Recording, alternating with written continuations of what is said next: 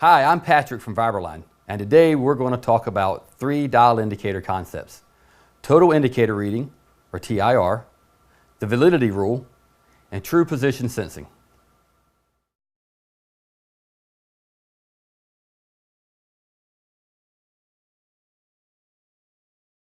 I'll zero my dial indicator at 12, and then roll it 180 degrees to 6 o'clock. It reads 30 mils, which represents the total indicator reading, or TIR. Now, as you're probably aware, the actual vertical offset of the shafts is half the TIR, or 15 mils. This is because when using a dial indicator to measure the relative positions of two shafts, the dial reads the misalignment on both sides of the center line, so the value comes up as twice the actual offset.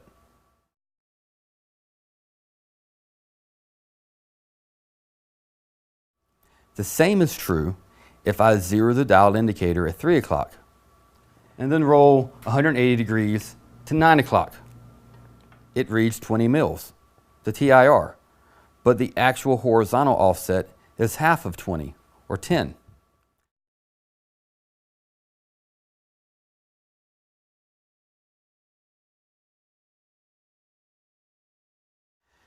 Next, to introduce the validity rule, let's set the indicator to 0 at 12 o'clock. Now we're going to take readings every 90 degrees for the full 360 degrees. We call this taking sweep indicator readings. So first, let's get a reading at 3 o'clock. There, we have 5 mils. Now another 90 degrees down to 6 o'clock. And that value is 30 mils. Next, we read at 9 o'clock, and that reads 25 mils. And then back to 12 o'clock, and the indicator comes back to 0. The validity rule states that when we rotate the shafts, the value we acquire at the top plus the value at the bottom must equal the sum of the value at 3 o'clock and the value at 9 o'clock. So we had 0 at 12 o'clock and 30 at 6 o'clock. We had 5 at 3 o'clock and 25 at 9 o'clock. So top plus bottom must equal side plus side.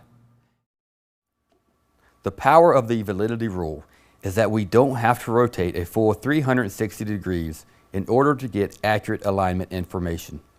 That can come in very handy if we have obstructions. For example, with a lot of small machines, it's impossible to get a reading at 6 o'clock. We only have to rotate 180 degrees and take just 3 readings, since if we know 3 of the values, we can always calculate the 4th value.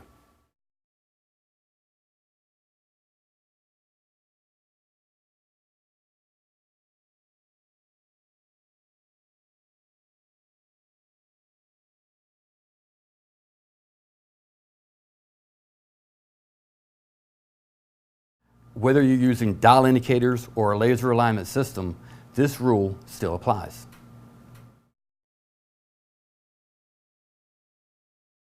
The validity rule is also the basis of a powerful measurement concept that Viberline has pioneered, which we call true position sensing. I already have the indicators at 12 o'clock. They've been zeroed.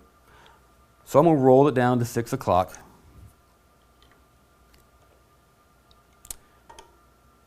And remember, we had 30 mils. I'm going to roll the dial halfway back to 0 or to 15. Now our dial is reading true position. Now if I roll the dial back to 12 o'clock, do you think it'll still read 0? Well, let's see. No, it reads 15 mils. Since I half the value, since I set the value to 15 mils at a 6 o'clock position, it also reads the true position at the 12 o'clock position. 15 mils at the bottom, 15 mils at the top. The really cool thing is that regardless of where I have the shafts rotated now, I'm always reading true position. So now if I rotate the dial to 3 o'clock, what do you think the indicator will read? Well, let's see.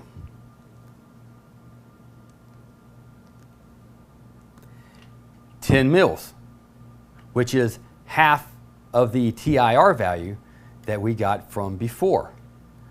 Wherever we have the shafts rotated now, we're always reading true position. So what happens if I roll it to 9 o'clock?